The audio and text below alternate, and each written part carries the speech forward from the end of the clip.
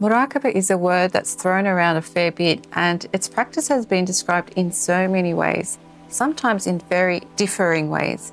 In this video, I will explain my understanding of Muraqaba. My name is Zuleyha Keskin. I wrote my PhD on inner peace from an Islamic perspective. I have taught Islamic spirituality for more than 10 years, and therefore I have thought about Muraqaba for many hours. Muraqaba has sometimes been translated as meditation or mindfulness, but like many Islamic terms, it's hard to translate Muraqaba into English because words have a context. They have implications, and you often cannot find a word in another language where the word means exactly the same thing. I feel the words meditation and mindfulness fall short in explaining Muraqaba. So I will explain the concept of Muraqaba to give you a better feel for its meaning as I understand it. If I had to translate the word Muraqaba, I would translate it as self-supervision, a practice or state that brings you closer to Allah subhanahu wa ta'ala through greater awareness of yourself. Muraqaba can be a very powerful Islamic practice.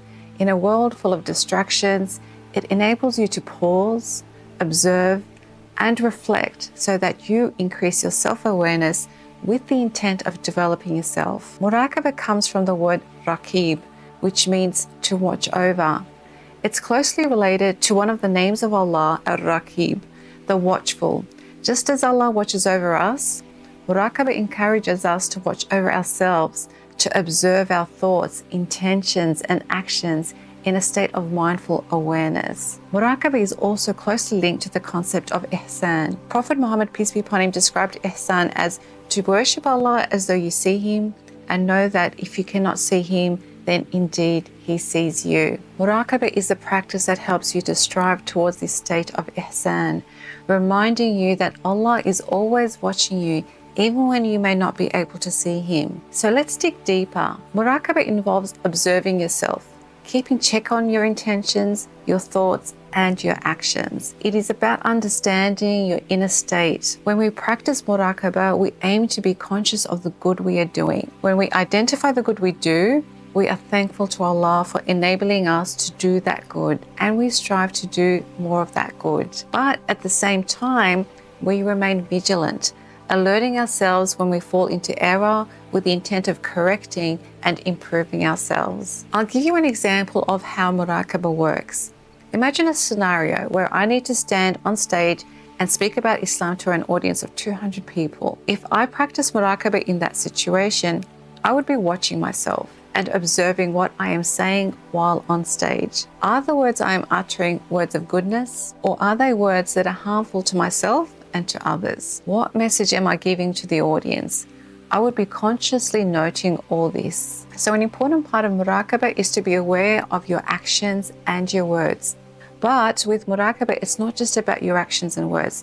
It's also about what you're thinking and what you're feeling at that moment. For example, in the scenario I gave of standing on stage talking, am I feeling arrogant, or am I sincerely trying to relay a message about an important topic for the benefit of others? That is, am I thinking, I'm so smart, I'm so good, I can speak and everyone will be so impressed? Or am I thinking, oh Allah, I am delivering this talk to benefit others, to bring people closer to you.